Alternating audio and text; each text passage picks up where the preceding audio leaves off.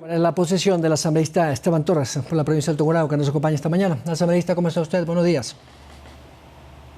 Buenos días, qué gusto. A las dos. Bueno, está el debate servido, asambleísta. Entiendo que usted está a favor de la vida y cree que este articulado debería ser no aplicado para el informe final. Sí, yo soy uno de los legisladores que está a favor de la vida. Estoy en contra total de este proyecto de ley. Sin embargo, y como le he dicho en reiteradas ocasiones, no está en manos ya el destino de este proyecto, sino en la gran mayoría de asambleístas decisos, que yo calculo llegan a un número de 90 a 100 asambleístas que no están ni del lado pro aborto ni del lado pro vida, y que son quienes decidirán el destino y los 70 votos de este proyecto de ley, con un tema que sí ha generado un debate polémico, y es que varios de los que conceptualmente están de acuerdo en el aborto por violación han visto el proyecto de la Comisión de Justicia y han dicho esto es inaudito. Un aborto hasta la semana 28 y dejarlo abierto en menores de 18 años sin límite de semanas es algo sin duda inaceptable. Así que si eso de alguna manera no se arregla, no se coge, no se baja, no sé si existan realmente los 70 votos para aprobar esta ley, porque además muchos están sintiendo aquí es que ya no se trata de legislar a favor de personas que pudieron haber experimentado una violación, sino de imponer una agenda, algo que nosotros denunciamos desde hace mucho tiempo, una que busque el aborto libre, sin ningún tipo de límites, y que hoy de alguna manera se ha evidenciado ya con el texto que estas organizaciones abortistas trabajaron con la Defensoría del Pueblo, con lo que pasó en el primer debate y con lo que está pasando ya en el segundo debate.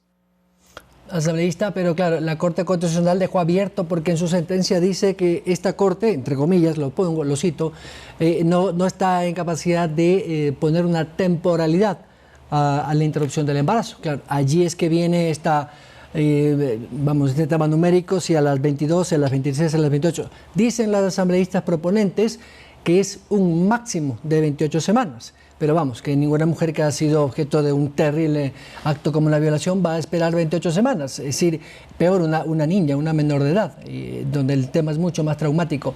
¿Qué tan complicado va a ser legislar para que no queden abiertas estas interpretaciones y usted, como bien dice usted, no sea utilizado por algunos movimientos que buscan, como dice usted, agenda propia?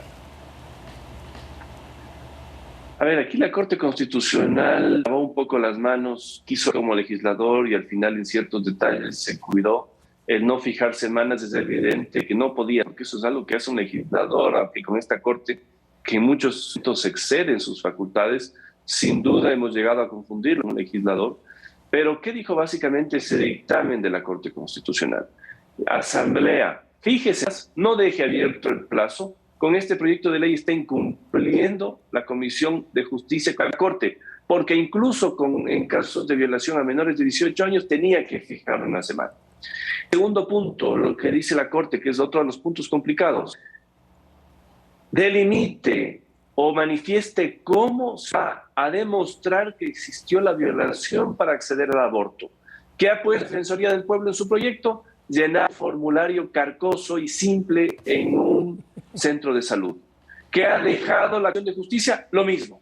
Cuando la Corte Constitucional le dijo necesito por lo menos una denuncia, una declaración jurada, algo que de alguna manera demuestre, porque estamos hablando de un delito autónomo. Si la acción fuera distinta, entonces fuera aborto libre. Si usted tenga que de ninguna manera demostrar algo de por medio, pero estamos hablando del aborto por violación, usted está hablando de un delito que de alguna manera tiene que manifestar, no puede ser solo en un formulario, pero no han modificado ese punto, eso se mantiene para el segundo debate y como le digo, esto no depende de mí, va a depender de los asambleístas que están indecisos y la gran mayoría de asambleístas indecisos ven estos dos nudos críticos sin solución. Yo no sé si para el segundo debate vayan a hacer algo distinto para cambiar ya temas.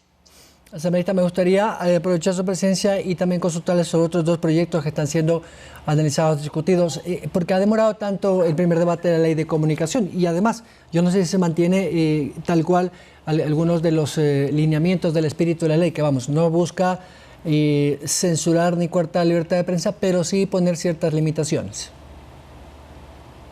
Es evidente, yo veo con buenos ojos la reforma a la ley de comunicación que se presentó en un principio de una vertiente presidencial, luego pues, se juntó con proyectos ante las deficiencias que tiene ese. Pero ¿qué es lo que deberíamos buscar ya en resumen con la nueva ley de comunicación? Sacar del ámbito penal cualquier responsabilidad por la emisión de una comunicación, porque discúlpeme, aquí como hay buenos políticos, así como hay buenos futbolistas y malos futbolistas, también buenos periodistas y pésimos periodistas que además endilgan cometimiento de delitos a personas. A mí mismo me ha pasado con periodistas. Pero en conclusión, ¿qué es lo que tiene que pasar en creación?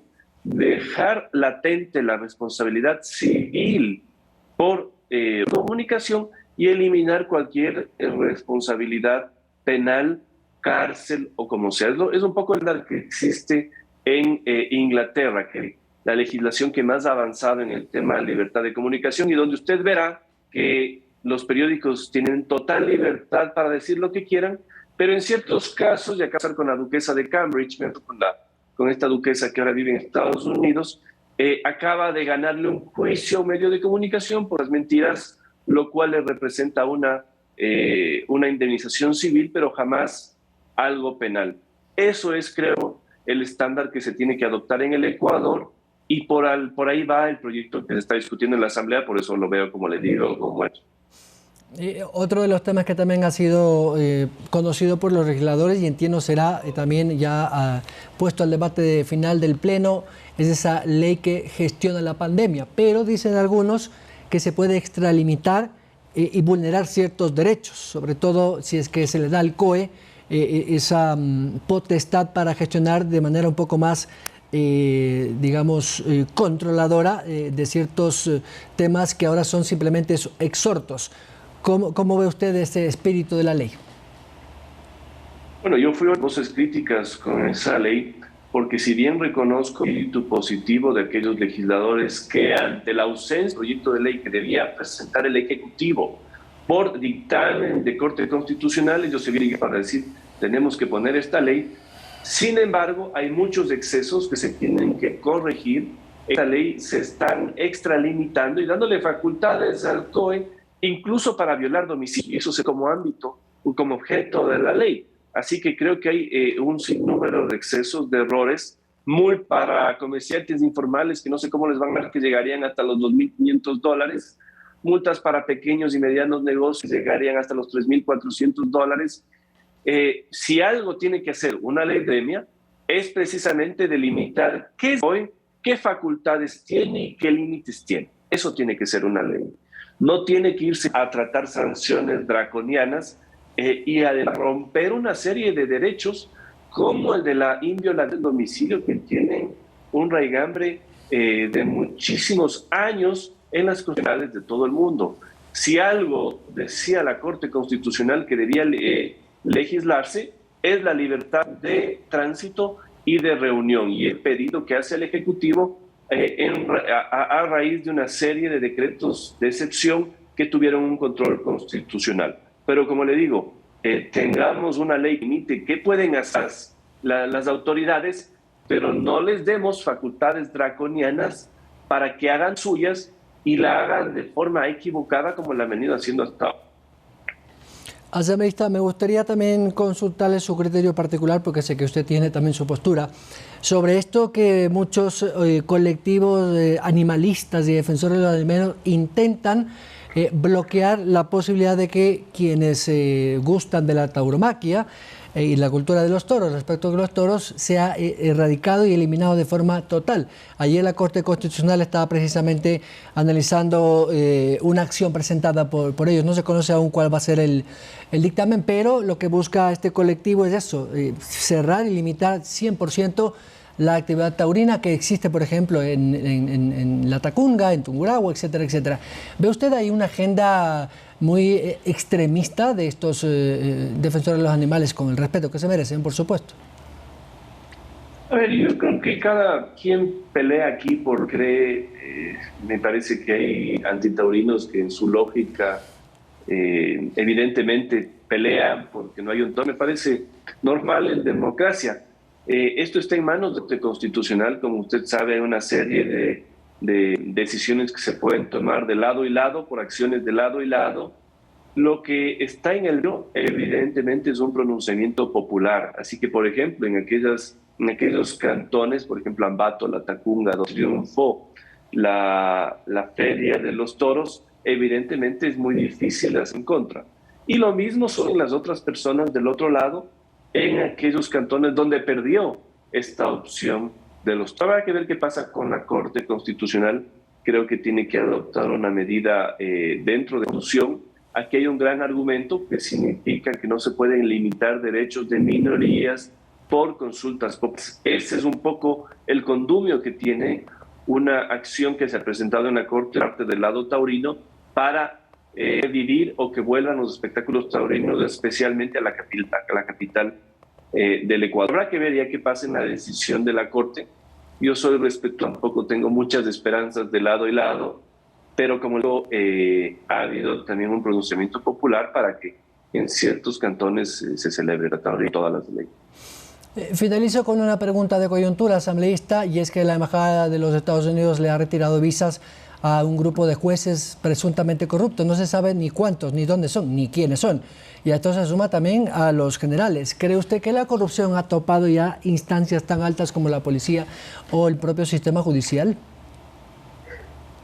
A ver, si usted revisa los antecedentes históricos de un retiro de visas por parte de los Estados Unidos, no son retiros inocentes o antojadizos o vengativos, parten siempre de unas investigaciones muy serias, y que aquí se estén retirando visas a jueces, a policías, a una serie de actores públicos, se ocupa. Y yo creo que lo que tenemos que hacer acá es evidentemente pedir lo antes posible, si no es la información, parte de la información que ha servido para retirar estas visas, porque si tenemos narcojueces, si tenemos policías, tenemos que expulsarlos inmediatamente ya del Estado. No es posible que haya esa contaminación que se ha dado en otros países de la región ya a organismos del Estado, y nosotros tenemos que pelear por sacarlos lo antes posible. Retirar una visa no es algo analizo, es algo complejo y es una decisión soberana, por supuesto, de los Estados Unidos, pero muy seria, muy seria. Asambleísta, estoy con el tiempo, pero le quiero agradecer, muy gentil. Gracias también, Soledad. El asambleísta Esteban Torres, de la provincia del Tungurahua por el Partido Social Cristiano, dando su criterio sobre algunos de los temas que la Asamblea Nacional debate esta semana. El más polémico, siendo alguna, la ley que interrumpe voluntariamente el embarazo. También nos hemos dado tiempo para revisar sobre esta ley de gestión de la pandemia, entre otros temas. Nos vamos. Recuerde, esta noche a las 19 horas, Andrea Orbe tendrá el resumen informativo de la jornada. De mi parte, muchas gracias y buenos días.